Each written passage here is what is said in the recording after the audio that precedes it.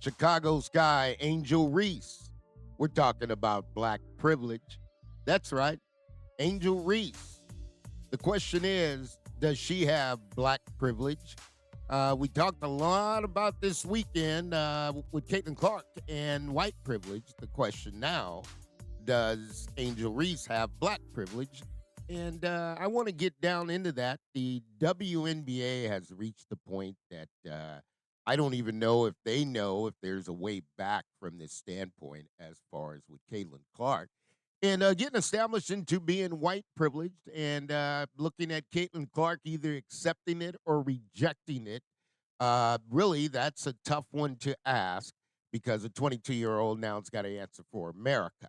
However, I'll take it where if you look back and you go to Angel Reese, well, I'll just be honest. Angel Reese is black privileged, in my opinion. Here at the Money Mike Syndicated Radio podcast, we'll always tell you it's my opinion, but if it turns to truth, we're going to give you the facts before it happens, and there's no doubt about it. Angel Reese is black privilege. Angel Reese, and we started this out just looking at Time magazine, and you got Kathy Engelbert. I don't know what you do from this stage. I don't know where you go. I don't know where you turn, because now you've brought in something that's taken over. And what do you got? You got capitalism versus racism. And that is a long time argument. You go back to Sheila Johnson in the comments that Washington Mystics owner Sheila Johnson made. And when you look at not Sheila Johnson, Miss Sheila Johnson, who has been in the world of sports for a good period of time, 75 years old. And I'll tell you what, she's earned it, right? Former husband Robert Johnson was one of the first owners with the Charlotte Bobcats, and that created an avenue for Michael Jordan to become an owner. But what she was speaking about, everybody took out of context, or maybe I just put it in the right context. She was talking about Time Magazine. How can they honor the WNBA and also Caitlin Clark? And it turned to, oh no, she's speaking in a racist tone and a racist statement, and she's crazy. No, she's not. The U.S. women's soccer team, tremendous success. What did they do? They didn't take it down to an individual. They honored the entire team as athlete of the year. What Miss Johnson was saying is it would have been a perfect situation to honor the WNBA and Caitlin Clark. And that's simplistic as any owner would want that to happen. You own a team, you can't just honor one player. So if you put it in the right context and you follow up on it and you look at it and you say, well, you know what, that makes sense because you got all stars that have been on the WNBA. You also got Olympic team that's been on the WNBA, and none of that was even displayed, right? For whatever reason, calculated or non-calculated. But when you get to this stage and you get to Ms. Johnson, now you got to go back and you got to say, okay, now we turn the table, okay, and how capitalism creates racism in the WNBA, right? Because what does everybody want to do in the WNBA? They want to make a dollar. That's the number one point. There's no doubt about it. And they're racing to make that dollar. However, there's been a little bump, or there's going to be a little stagnation in the supply chain because what has happened, racism has dropped down upon the WNBA. When that happens, folks, then you got to deal with other things. You got outside influence. And I like Joe Budden. Joe's out of New York, does a good job. And Joe knows one thing about love and hip hop, and he was on Love and Hip Hop, and he's saying capitalism at its finest. Well, you got the WNBA, you've got all the players who have existed, and they've been here for a long time. You can't erase that because now it's coming to the forefront, right? As to how does the league move forward?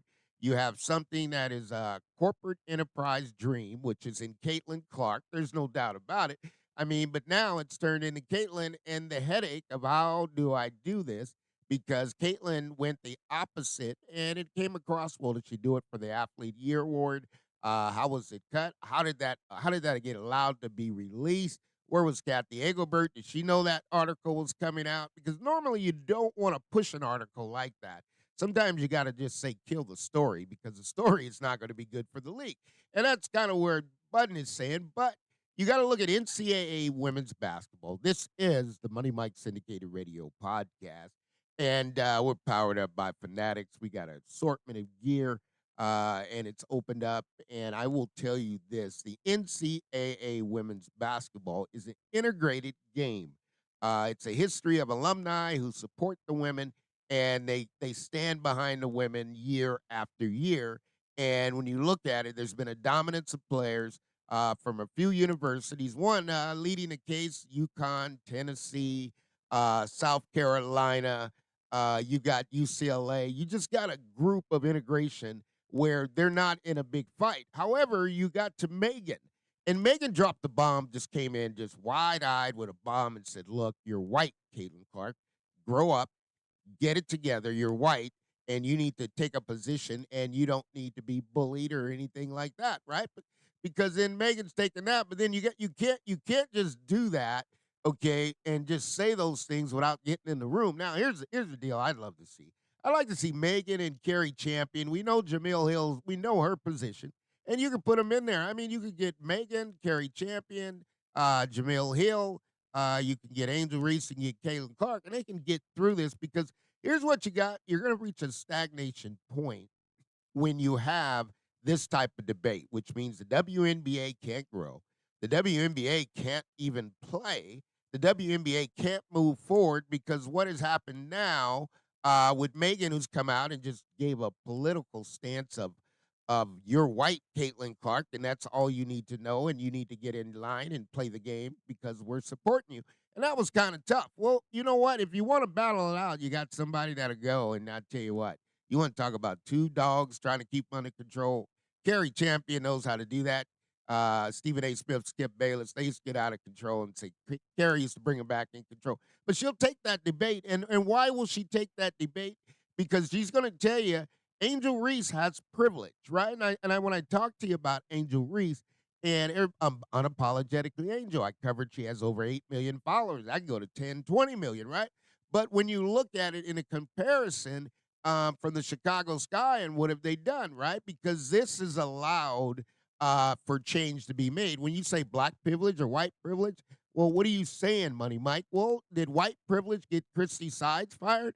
Or did black privilege get Teresa Witherspoon's fired, right? But nevertheless, both coaches got fired out of this deal, okay, of what you got. And this is where I go back and I say, well, you know what?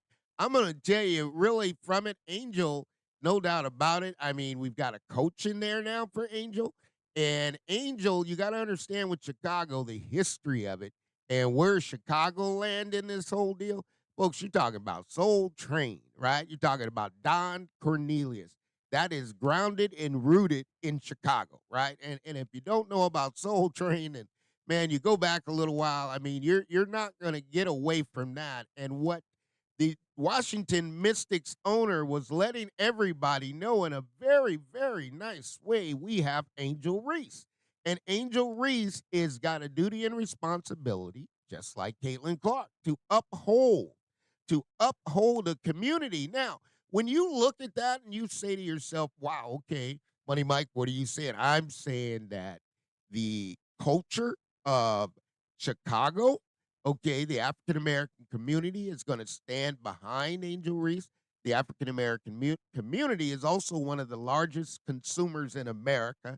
And plain and simple, when you get down to capitalism, we spend more money than any other culture in the United States, the African American community. So, in it, the African American community is saying you got Chicago and Indiana, they're right next door to each other. Basically, they're neighbors. One has a culture, as Kelly, the president of Indiana, says, we have a culture, and you come forward. And the coach, Stephanie White, well, I want to come to a culture. Well, guess what? You've got Tyler, okay, and you got Clutch Sports that wants to have a culture, right? And why do I bring up all that to tell you?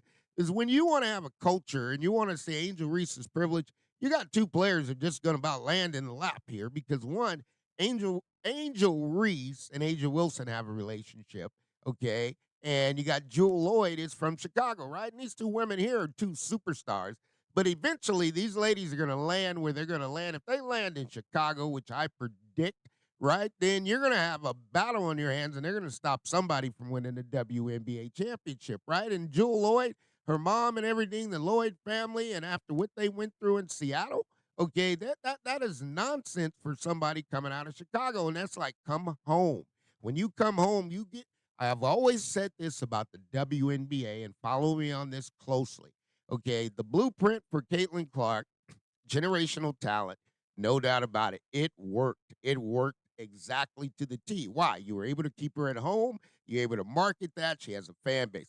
The same blueprint is going to work for Jewel Lloyd. Why? Because Jewel Lloyd is a generational talent, okay? There is no doubt about it. And you put her in Chicago, that's where she belongs. And I'll tell you the same thing. It's not only Jewel Lloyd. You'll take a player like uh, Juju Watkins. Juju Watkins belongs in L.A.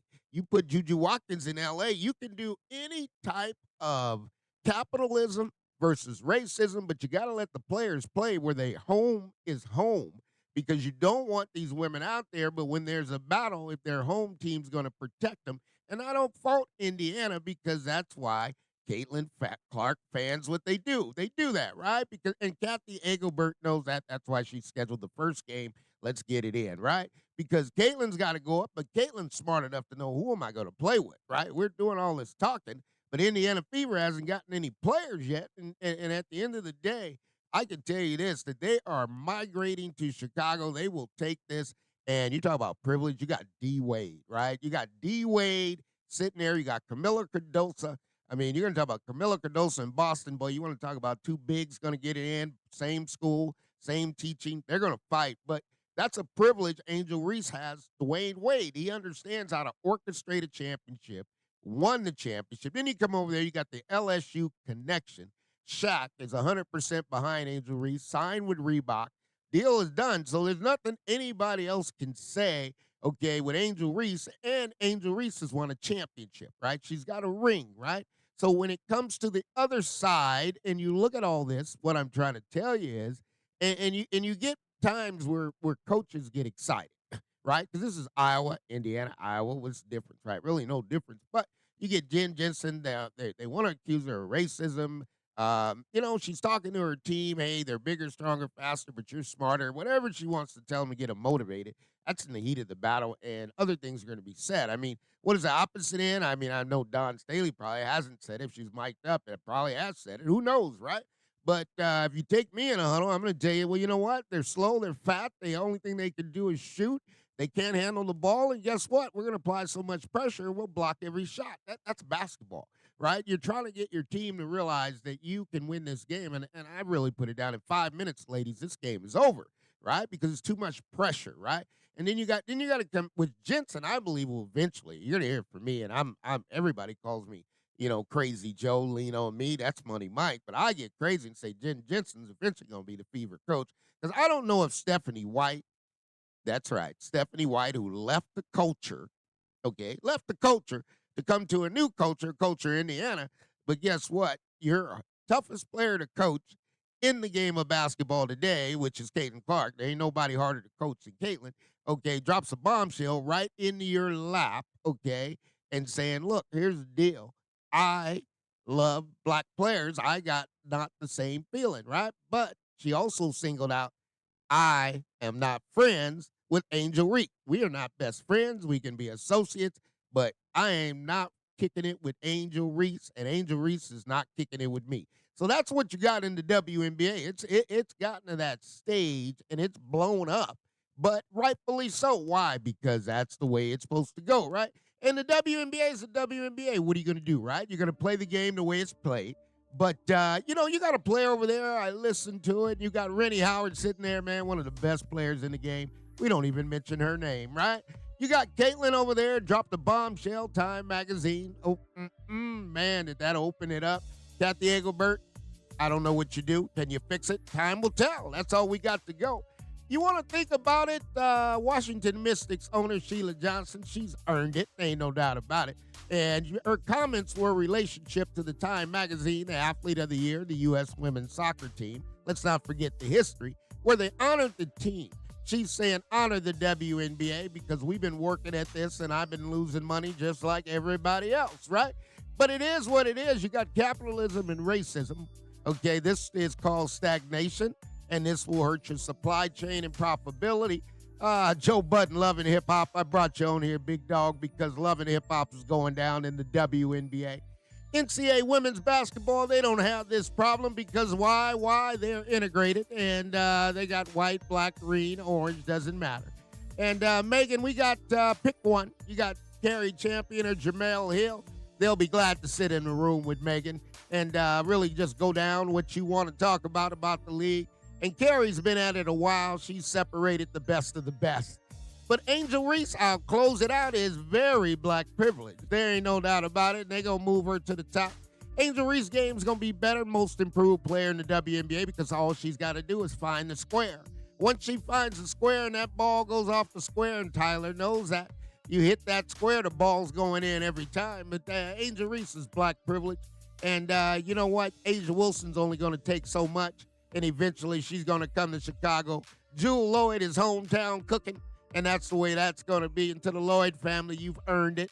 This is a generational player. This is Money Mike Syndicated Radio Podcast. D-Wade, you got privilege too. And guess what, Angel? You going to feed right on off of that. Big Shaq LSU connection. That's riding with the two. So Angel Reese is a champion. She's going to do what she got to do. But remember, black privilege, white privilege, doesn't matter. 2 coaches were fired, and that's the deal. Right, you got Teresa Witherspoon, one and done, and you got Krystal had a 4-year, cut it to a 2-year plan. And that's what you got. Jen Jensen, be Jen Jensen. I eventually think you'll be the coach of Caitlin Clark because I don't know if Stephanie White is ready for the fire. And you got to also be ready, Stephanie White, for the soul train that's coming your way. And that's Mr. Don Cornelius. That's Chicago. This is the Money Mike Syndicated Radio Podcast. We bringing it to you. The WNBA is going into a tough time. And I'm telling you, when you talk about time, you're talking about Kathy Engelbert, and you're talking about something that's bigger than life, Sheila Johnson. But you get into it, capitalism, racism, there ain't no winner in that. Caitlin, it's your show. You got to bring it back together, taking a stance, but this is what she does.